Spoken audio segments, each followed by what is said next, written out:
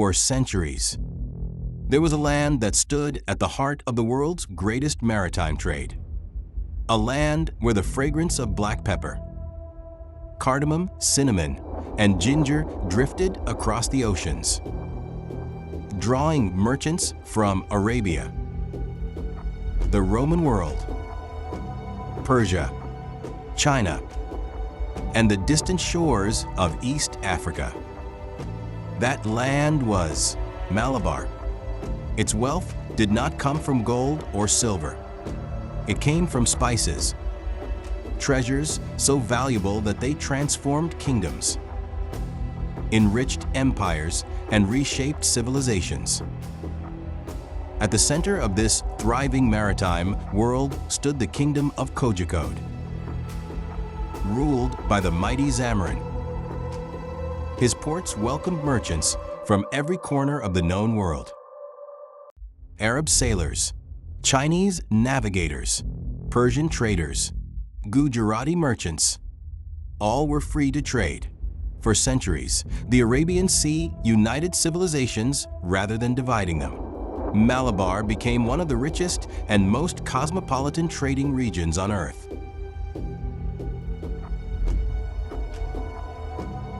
The monsoon winds guided merchants across the Arabian Sea to the prosperous ports of Malabar.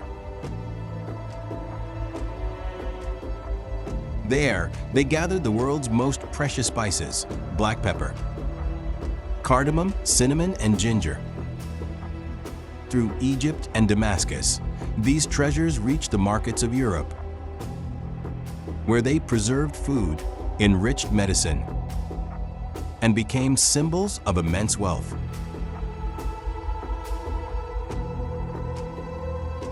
But history was about to change. In 1453, the mighty city of Constantinople fell to the Ottoman Empire. The traditional land routes connecting Europe with Asia were disrupted. The price of Eastern spices soared across Europe. Kings and merchants searched desperately for another way to reach India.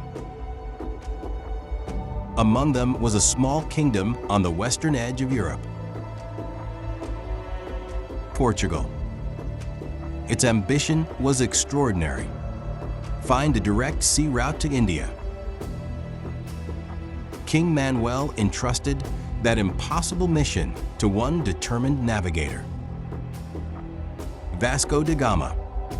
On July 8, 1497, four Portuguese ships sailed from Lisbon. They carried more than sailors and supplies. They carried the dreams of an empire. The voyage was unlike anything Europe had attempted before.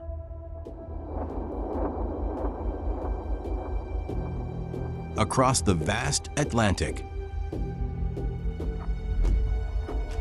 through violent storms, disease, hunger, around the terrifying Cape of Good Hope, and endless uncertainty, the expedition pressed onward. Months later, they entered the Indian Ocean, guided by the seasonal monsoon winds that Arab sailors had mastered for centuries. The Portuguese sailed east. Then, in May 1498, the green coastline of Malabar finally appeared on the horizon. It was not the discovery of a new land. Malabar had already been known to the trading world for thousands of years. What had been discovered was a new sea route along the shores of Kapad. Local fishermen watched in astonishment as four unfamiliar European ships appeared offshore. News of their arrival spread rapidly across the kingdom of Kozhikode. Soon, it reached the royal court of the Zamorin, for the Zamorin Foreign merchants were nothing new. For generations, ships from Arabia, Persia, Africa, and China had sailed into his ports. The Portuguese appeared to be just another group of distant traders. The Zamorin chose diplomacy. An invitation was sent. Vasco da Gama entered the royal court of Cojacode. Two worlds stood face to face for the very first time. The meeting was respectful. Yet beneath the formal greetings lay two completely different visions of trade. The Zamorin believed that the seas belonged to everyone. His ports welcomed all nations equally. The Portuguese desired something very different. Not merely access to trade, but control over it.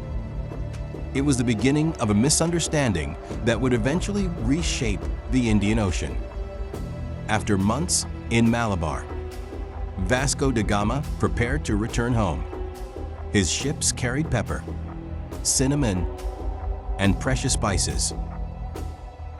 Exhaustion claimed the lives of many sailors. Yet the surviving ships continued westward. But the greatest treasure aboard was something far more valuable: proof that Europe had finally reached India by sea. The return voyage was brutal. Storms, scurvy. In 1499, Vasco da Gama returned to Lisbon. Portugal celebrated him as a national hero. Church bells rang across the city. Crowds gathered along the harbor. Europe had found its gateway to the east. But no one could yet foresee the consequences. The voyage had not merely opened a sea route. It had begun a struggle for control of one of the richest trading regions in the world. Soon, larger Portuguese fleets would return. Trade would give way to conflict. And from the shores of Malabar, a legendary naval commander would rise. A man who would challenge the greatest maritime empire of his age. His name, Kunjali Marakkar. He was not one man, but a title. For legendary admirals, for generations, one mission: to defend the seas of Malabar against Portuguese domination.